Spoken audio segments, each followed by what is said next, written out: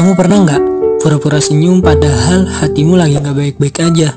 Atau tetap membantu orang lain meskipun kamu sendiri sebenarnya butuh bantuan? Kita sering banget denger kalimat, wah dia sih orangnya kuat ya. Tapi apa sih yang mereka maksud dengan kuat? Apakah itu artinya kita nggak boleh lelah, nggak boleh nangis, atau nggak boleh terlihat rapuh? Hai kamu yang lagi galau di tengah malam, atau kamu yang pura-pura sibuk biar enggak mikirin masalah. Selamat datang di podcast kali ini, tempat semua perasaan gak pernah dianggap remeh. Hai kamu, gimana kabarnya? Baik kan pasti? Atau lagi di fase galau, overthinking, atau cuma pengen curhat bareng kita di sini? Tenang aja, di sini tempatnya. Kita bareng-bareng obrolin rasa-rasa yang gak pernah selesai itu. Mungkin sebenarnya ada hal-hal yang gak pernah kamu tunjukkan ke orang lain. Di episode ini, kita bakal ngobrol tentang sisi lain dari kata kuat yang sering banget salah dimengerti. Aku mau mulai dengan pertanyaan sederhana. Kapan terakhir kali kamu yang katanya kuat ditanya kabar sama orang lain tanpa embel-embel, kamu pasti bisa, atau kamu kan hebat? Kalau jawabannya jarang atau bahkan gak pernah, episode ini cocok banget buat kamu. Di tengah kita pasti ada orang-orang yang terlihat selalu tangguh. Mungkin teman dekat kita, pasangan, atau bahkan diri kita sendiri. Tapi yang sering dilupakan adalah orang kuat juga manusia. Aku jadi ingat cerita dari seorang teman. Sebut saja namanya Sinta. Dia ini dikenal sebagai sosok yang super di lingkungannya. Cerdas, pekerja keras, selalu bisa diandalkan. Tapi suatu hari, Sinta tiba-tiba diam, menghilang dari grup chat, dan gak mau cerita ke siapa-siapa. Saat akhirnya aku coba hubungi, dia cuma bilang, aku capek.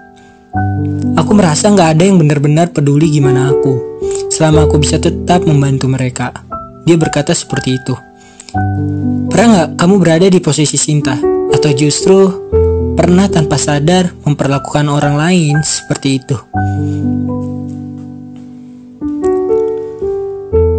Kalau kamu lagi mendengarkan ini dan merasa relate atau ingin bilang satu hal, gak apa-apa kok untuk merasa lelah. Kuat itu bukan berarti harus selalu baik-baik saja. Kuat itu juga berarti berani, jujur sama perasaan sendiri, dan tahu kapan harus berhenti. Jadi apa yang bisa kita lakukan? Kalau kamu merasa jadi yang katanya kuat, coba mulai dengan memberi ruang untuk dirimu sendiri. Berani bilang tidak, bilanglah tidak. Kalau memang kamu butuh waktu istirahat, dan kalau kamu melihat seseorang yang kamu anggap kuat, jangan lupa tanya kabarnya. Tanya, bukan untuk mendapat solusi dari dia, tapi untuk mendengarkannya. Empati itu sederhana kok. Kadang cukup dengan duduk berkata, aku di sini kalau kamu mau cerita. Itu sudah cukup membantu.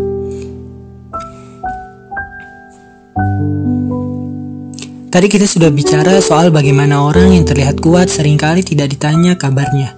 Sekarang aku mau ajak kamu berpikir lebih dalam. Kenapa sih kita sering banget punya stigma bahwa orang-orang yang kelihatan tangguh itu gak butuh bantuan? Aku ngobrol dengan beberapa teman untuk mencari jawabannya. Salah satu temanku bilang, mungkin karena mereka jarang ngeluh, jadi kita pikir mereka baik-baik saja. Yang lain bilang, mungkin kita terlalu sibuk sama urusan sendiri, jadi gak kepikiran buat nanya. Dua jawaban ini mungkin terdengar sederhana, tapi kalau kita renungkan, ada masalah besar di sana. Kita hidup di masyarakat yang seringkali lupa bahwa setiap orang sekuat apapun kelihatannya punya titik lemah. Ini juga sering terjadi di keluarga. Siapa di sini yang jadi anak pertama atau anak tengah? Atau mungkin kamu yang dikenal sebagai anak yang mandiri? Ada ekspektasi besar dari orang-orang di sekitar kita bahwa kamu gak akan ngeluh. Kamu akan selalu bisa menyelesaikan semuanya sendiri. Tapi apa itu adil buat kita? Kadang ekspektasi seperti ini bikin kita merasa sendirian, dan itu berat banget. Kalau aku boleh jujur, aku juga pernah ada di posisi itu. Aku selalu dianggap bisa dan kuat, sampai aku lupa bagaimana rasanya minta tolong. Waktu itu aku pikir kalau aku minta tolong, aku kelihatan lemah. Kalau aku curhat, orang-orang mungkin gak akan anggap serius. Tapi akhirnya aku sadar, itu cuma suara di kepala aku sendiri.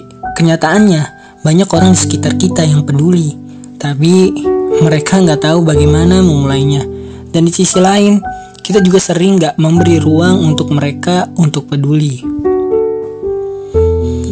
Untuk episode ini, aku juga sempat minta pendapat dari beberapa pendengar. Salah satu cerita yang masuk ini cukup banget menyentuh hati. Namanya Riko. Dia bilang, sebut aja namanya Riko ya. Namanya Riko. Dia bilang, aku sering banget dibilang kuat, terutama setelah ayahku meninggal. Aku anak pertama, jadi otomatis semua tanggung jawab keluarga ada di pundakku. Semua orang bilang, kamu hebat Riko, kamu bisa kok.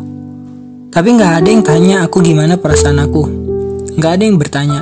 Sampai akhirnya aku merasa kosong. Aku gak tahu harus cerita ke siapa. Bahkan aku sempat merasa gak layak buat minta tolong, kata Riko. Riko akhirnya memutuskan untuk mencari bantuan profesional. Dia bilang itu adalah keputusan terbaik yang pernah dia buat. Dari sana dia belajar bahwa gak apa-apa untuk gak baik-baik saja. Cerita Riko ini mengingatkan aku bahwa ada banyak orang di luar sana yang mungkin butuh pertolongan, tapi mereka gak tahu bagaimana memulainya. Kamu yang sedang mendengarkan ini, aku mau ajak kamu untuk melakukan satu hal sederhana. Setelah podcast ini selesai, coba ingat satu orang yang kamu anggap kuat di hidupmu dan tanyakan kabarnya.